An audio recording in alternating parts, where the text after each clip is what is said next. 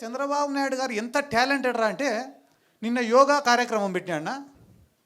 ఎవడైనా కూడా ఆరోగ్యం కోసం యోగా పెడతాడు. ఈయన రికార్డుల కోసం యోగా పెట్టినాడు. ఎందుకు రికార్డుల కోసం యోగా పెట్టినాడంటే మా ఊర్లో 10 సంవత్సరాల ముందు చచ్చిపోయినోడికి పార్టిసిపేషన్ సర్టిఫికేట్ ఇచ్చినారు యోగాలో. నిన్న మొన్న చచ్చిపోయినోడు కాదు, 10 ఏళ్ల ముందు చచ్చిపోయినోడికి పార్టిసిపేషన్ సర్టిఫికేట్ యోగాలో. ఏమన్నా శివానికి శివాసనానికి ఒక సర్టిఫికేట్ ఇచ్చినారేమో. అంటే ఏం చేసినా కూడా దాంట్లో స్కామే ఉంటుంది తప్ప ప్రజల గురించి ఆలోచించి వాళ్ళు ఏమి కూడా చెయ్యరు.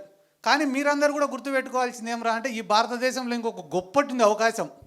ఒకరిపైన ప్రేమతో ఓటేసేదానికన్నా ఇంకొకటి పైన కోపంతో ఓటేస్తారంట. ఈరోజు మళ్ళీ తెలుగుదేశం వాళ్ళకి ఫస్ట్ చెంపదెబ్బ అనుకోండి, మెట్టు దెబ్బ అనుకోండి పడేది ఆడినా తెలుసా? ఈ వైన్ షాప్ల కాడనే. ఒరే వైన్ షాపులు వచ్చినాయి, ఇంకా మన గల్లాపేట నిండుతుంది, మన జోబులన్నీ నిండుతాయని అందరు వేసినారు ఆ టెండర్లు. నీకు 10 రూపాయలు ఇచ్చినాయి అనుకో, ఇద్దరిని తినమంటే ఎంత తింటాడు? ఒక్కొక్కడు 5 రూపాయలు తింటాడు. కానీ 10 రూపాయలు ఇచ్చి 10 మందిని తినమంటే ఒక్కొక్కరికి 1 రూపాయి వస్తుంది.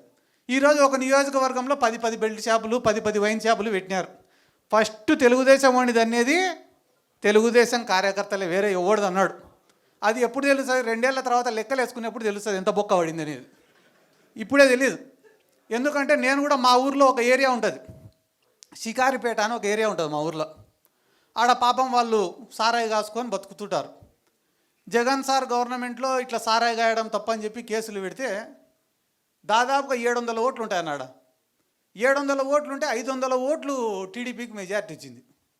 నేను అడిగినా, ఏరా ఇన్ని పథకాలు ఇచ్చినారు, ఈ మీరందరూ పేదరికంలో ఉంటే కూడా ఇన్ని స్కీమ్లు ఇచ్చినాడు జగన్ సారు, ఏరా 500 మెజార్టీ ఇచ్చినారా మీరు టీడీపీ వాళ్ళకంటే, అన్న మమ్మల్ని సారాయి కాసుకొనిలే, అందుకే మేము బెయిల్ ఈసారి అంతా మూకుమ్మడిగా టీడీపీకి వేసినాము అన్నారు. సర్లే మొన్న ఒక కోర్టు వాయిదా ఉంటే పోతేనే పలకరించేదానికి వచ్చినారు. ఏరా ఇప్పుడు ఈ గవర్నమెంట్లో సుఖంగా ఉండారా అని. అంటే ఊర్లోనే ఎవరం లేమన్నా అని. ఎందుకు రా అంటే 99 రూపాయలకే మందు దొరుకుతా అంటే ఇంకా సారాయి తాగేటోడు ఎవడన్నా. అంటే నువ్వేం తప్పు చేయాల్సిన అవసరం లే, ఉన్న ప్రభుత్వమే వాడి నెత్తి మీద వాడే టోపీ పెట్టుకునే రోజులు దగ్గరలోనే ఉన్నాయి. ఇక్కడ ఉన్న వాళ్ళకి చాలా మందికి కూడా నేను చెప్పేది ఏమరా అంటే, ఏమీ లేని కుటుంబాల నుంచి వచ్చి కష్టపడి ఎదిగిన వాళ్ళు ఉన్నారు, రాజకీయ నేపథ్యం నుంచి వచ్చిన వాళ్ళు ఉన్నారు, పేదరికంలో ఉన్నా కూడా ప్రజల పక్షాన పోరాడి వచ్చిన వాళ్ళు ఉన్నారు, నిజాయితీగా ఒక పార్టీనే నమ్ముకొని ఒక నాయకుడిని నమ్ముకొని పైకి వచ్చిన వాళ్ళు ఉన్నారు, బాగా మాట్లాడే వక్తలు ఉన్నారు. కాబట్టి అన్ని రకాల వాళ్ళు ఇక్కడే ఉన్నారు. కాబట్టి అందరికీ నేను చెప్పేది ఒకటేనా, చాలామంది నాయకుల్ని చూసినాం ఇప్పటివరకు. ఇందాక మా మైదుకూరు అన్న కూడా ఎవరో ఏడున్నాడో అన్న, ఓకేనా, మా మైదుకూరు అన్న కూడా చాలా గొప్ప మాట చెప్పినాడు. రాజశేఖర్ రెడ్డి సార్ తోటి ఏ రకంగా అయితే అటాచ్మెంట్ ఉన్నిందో మాకు అటువంటి అటాచ్మెంట్ కావాలా జగన్మోహన్ రెడ్డితో, ఈ పదవులు కాదు ఇంకొకటి కాదు అని. నిజంగానే చాలా గొప్ప మాట అన్నది.